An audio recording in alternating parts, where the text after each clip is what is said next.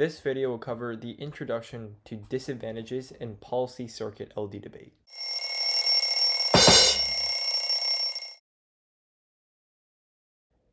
As a lesson preview, this lesson will cover first, the different parts of a disadvantage.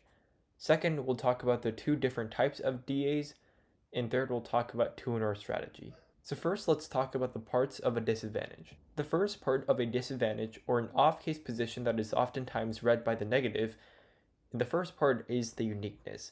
The uniqueness piece of evidence covers that the status quo or the current situation is good. For example, this piece of evidence will be the first piece of evidence in your disadvantage on the negative side, and this piece of evidence will talk about how the economy, for example, is completely fine right now, meaning that it's not going to collapse anytime soon, and it's even going to recover. The second part of a disadvantage is the link. This piece of evidence proves that the affirmative is a disadvantage because the affirmative plan makes a situation worse. This piece of evidence needs to justify why, for example, passing a $10 billion affirmative is too costly, and why such high of a cost in a very short period of time is going to be bad for the United States federal government. Obviously, those pieces of evidence would exist on the internet, but you need to find those pieces of evidence to make your disadvantage truly link into the affirmative. The third part of a disadvantage is the internal link. It explains how that situation cascades into a bigger problem. But no worries if your link and internal link piece of evidence are saying the same thing, because those two pieces of evidence can mostly be used in one single piece of evidence in one single article. The fourth part of a disadvantage is also known as the impact. The impact justifies that the terminally bad negative consequence that is going to arise after passing the affirmative plan.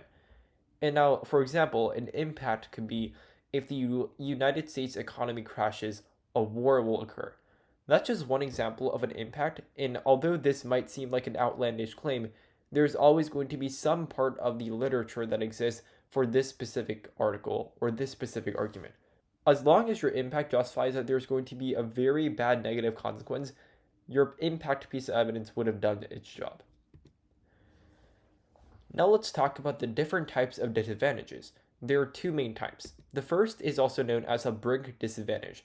That goes along well what we discussed in the previous slide about how the US economy is barely recovering, or it's starting to recover after a massive recession coming out of the COVID-19 pandemic. And so the brink disadvantage describes how the status quo is currently on the brink of collapse, or is about to, and the affirmative tips the status quo on to the brink of collapse. Second, the affirmative will again tip us over the brink. And also, for example, if the US economy is barely recovering from COVID, the affirmative is going to tip us over the edge, and essentially, if a person is standing on a ledge, the affirmative will be the fan that pushes the person over the ledge and into the cliff.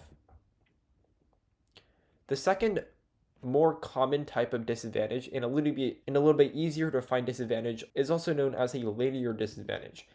These types of evidence, or this disadvantage in and of itself, proves that the status quo can be both good or bad, insofar as you have a piece of evidence that says that the affirmative is automatically going to make something worse into a linear fashion, means that the affirmative is gradually going to make things worse. And so, for example, the US economy might be falling or increasing, but the plan will still make it worse because of additional funding and a conditional cost that costs in order for you to pass your plan.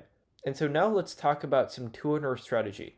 So after you read your disadvantage in the 1NC, or the first negative constructive, you'll stand up in the 2-NR, and the first thing that you do at the top of your speech will be the following. The first thing that you would do is do a 1 to 2 sentence of the story of the disadvantage. The second are preempts. Because the 2-NR is 6 minutes long and the 2-AR is only 3 minutes, you have to make sure that you cut off every single route that the 2-AR could take in their next speech. And so this is where preempts come in. One common phrasing that people say is hold the line on 2-AR weighing if you can't draw a line from the 1-AR. That implies that because the 1-AR doesn't usually do weighing, you can literally say this phrasing to build up your ESOs, to make sure that, essentially to your judge, if you literally cannot see any single piece of 1-AR weighing that was done in the past speech, you shouldn't let them make new weighing arguments. The third thing that you have to do after you do preempts is do weighing.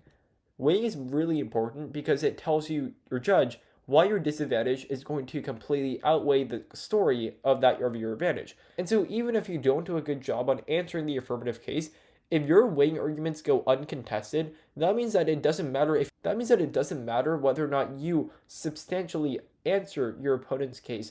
As long as your disadvantage outweighs theirs, means that your disadvantage has a bigger risk or a bigger problem. And so the first type of weighing that you can do is magnitude slash probability. Again, magnitude is how strong or how deadly it is. Probability is how often or how likely it will be. The second type of weighing argument that you can do is controls the internal link. This is just a very, very complex debate jargon for saying that your impact essentially leads to your opponent. For example, so after a nuclear weapon is fired on the Earth, that is going to lead to an ice age because a lot of black soot is going to rise to the atmosphere covering the sun and essentially cool down the Earth. And if your opponent has an ice age impact, you can say that nuclear war is an impact multiplier. It exponentially worsens the idea of an ice age, and so my impact worsens your impact. And also on the same lines, you should address their weighing arguments. If they don't have any weighing arguments, you can preempt by using step 2, or if they do have some level of weighing arguments in their 1ER, you can directly answer those arguments, proving why your impact controls the internal link to theirs. The fourth step that you should do in the 2NR is considering the actual evidence of your disadvantage. And so remember the uniqueness link, internal link, and impact piece of evidence. You should make sure that every single one of those pieces of evidence are still strongly held in the entirety of the debate. So for example, you can say something like, first, let's move on to the uniqueness piece of evidence. This piece of evidence justifies that the economy is really good right now, but the affirmative is going to tip us over the brink and make it worse. And then if your opponent made an argument about how the converse is true, for example, if the economy is really bad right now, you can say something like, let's address their arguments on the uniqueness flow, and you would answer their arguments regarding the uniqueness session. And secondarily, you would explain the claim warrant and impact as you're extending your uniqueness piece of evidence. And then you would line by line their responses, and then next you would move on to the link, and then address their responses against your link piece of evidence after you had extended it. Thank you for watching this video, and I hope you learned a lot about the idea of a disadvantage in circuit LD debate.